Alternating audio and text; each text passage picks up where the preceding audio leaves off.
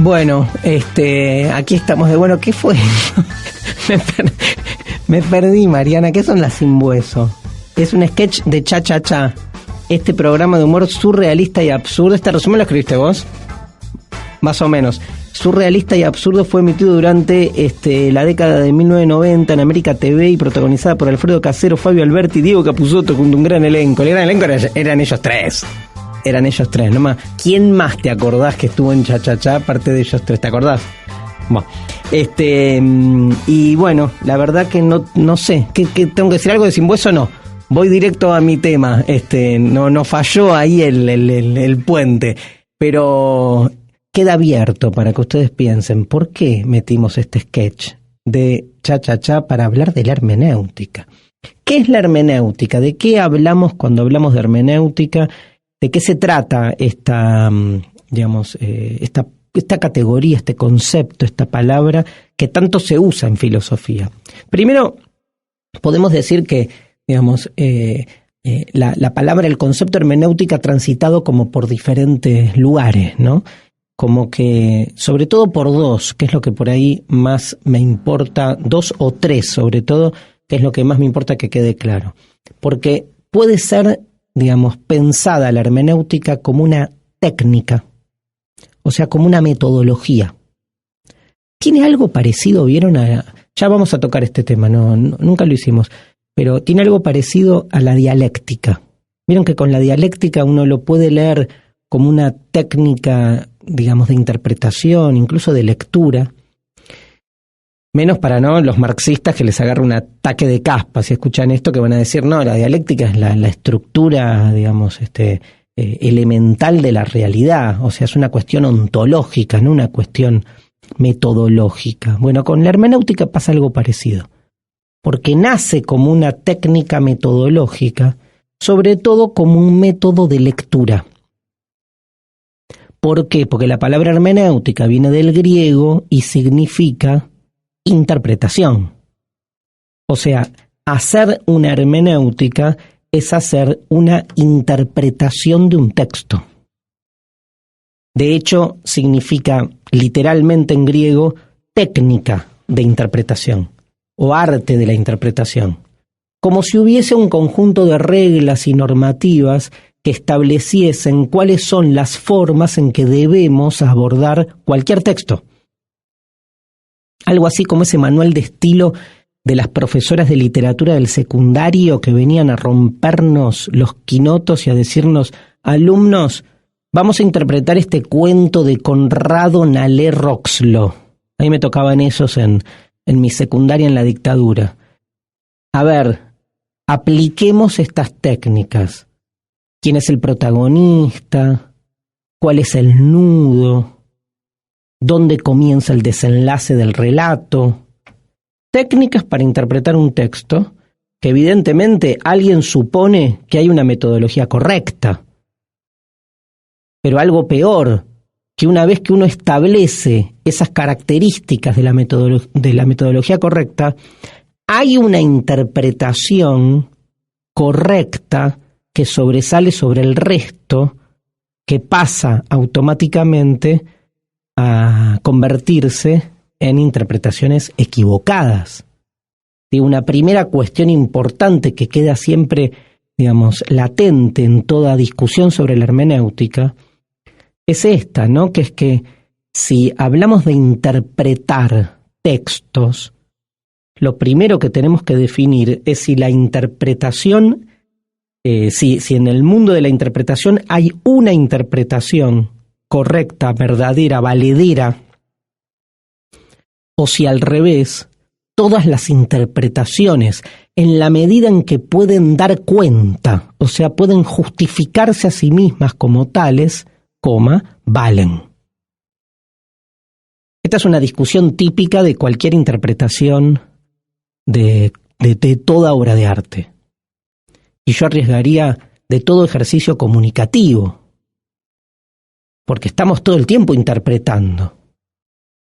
Y hasta yo me animaría a decir casi de manera provocativa que incluso aquellos que, se mofan de estar directamente transparentando el texto tal como es, o sea, accediendo al texto de modo objetivo, por no decir literal, ¿no? Por no decir directo, también están de algún modo esgrimiendo un tipo de interpretación.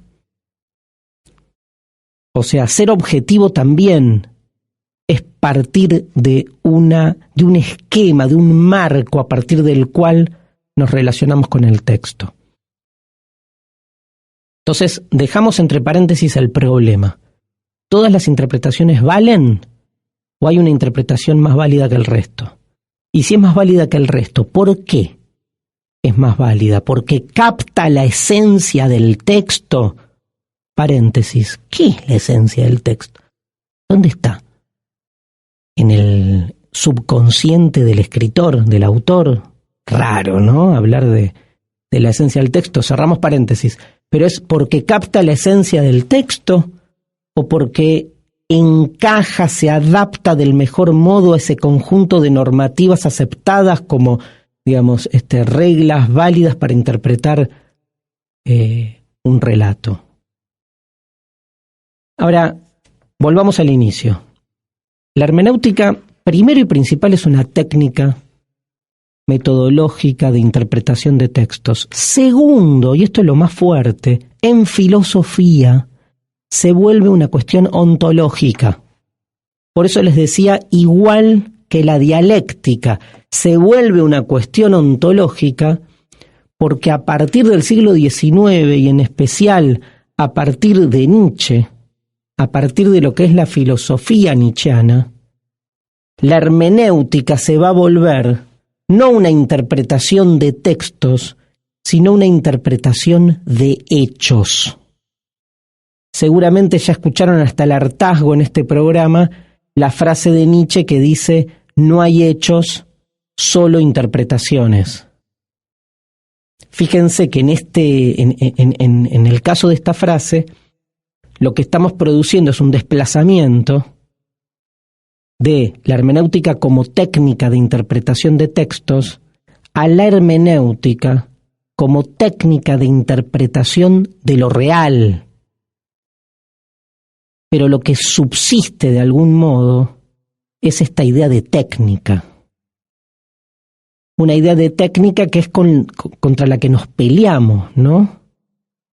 Digamos, ¿por qué nos peleamos? Porque siempre que hay un dispositivo de validación de una forma de acceso al conocimiento, queda siempre abierta la posibilidad de que ese dispositivo no sea otra cosa que un ejercicio de autojustificación y que no pueda realmente, digo de nuevo, dar cuenta o justificar por qué son esas características las que tiene que tener toda interpretación y no otras.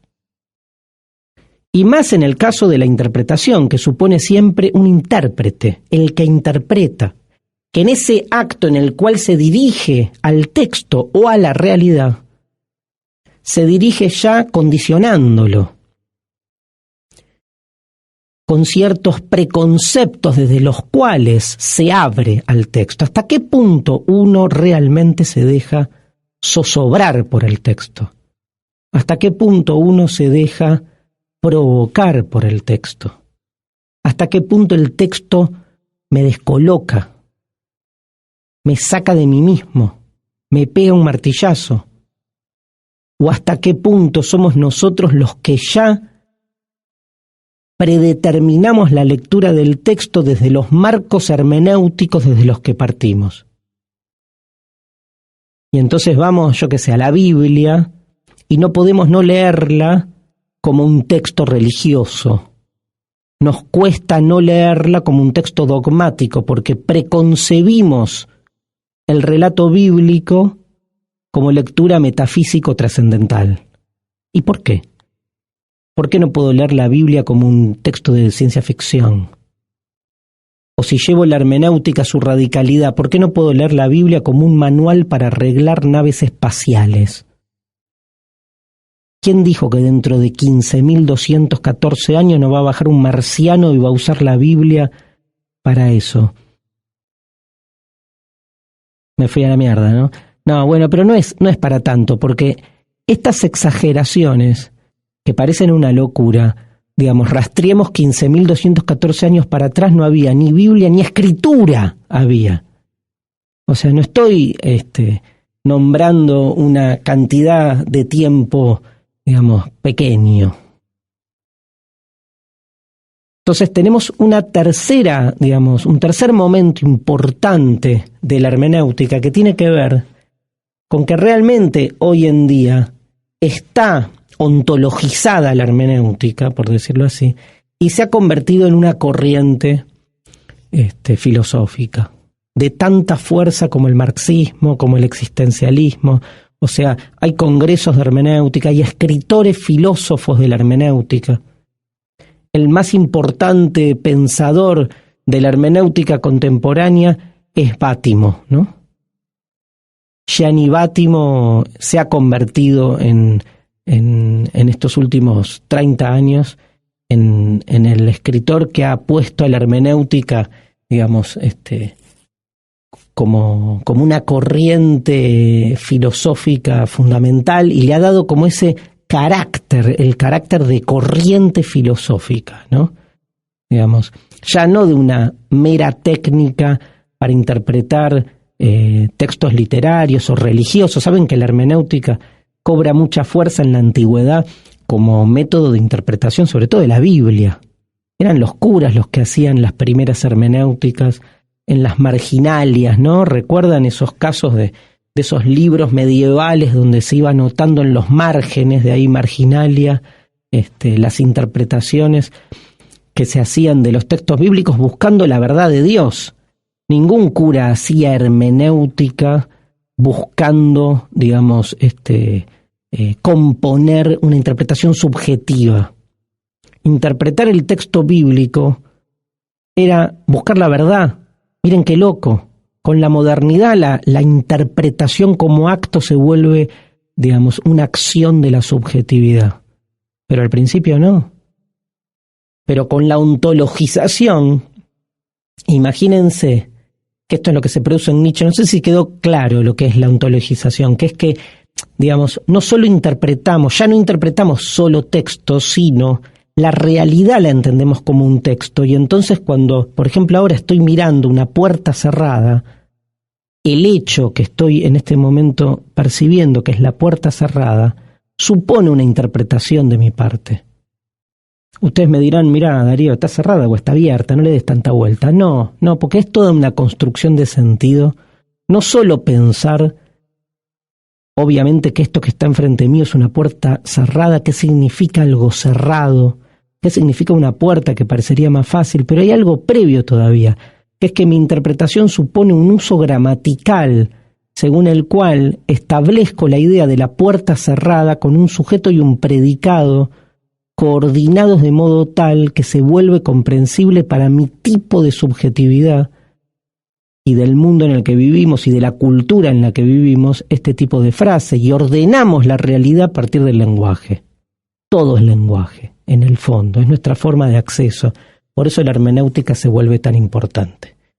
Bueno, espero que haya quedado algo claro, y si no, con el texto de Heidegger que vamos a ver después del recreo, lo completamos. Nos vamos a la pausa escuchando a Gustavo Cerati, a quien homenajeamos el último programa, y ahora escuchando esta canción del disco Bocanada, Aquí y Ahora, que nos permite empezar a pensar la cuestión del tiempo en Heidegger.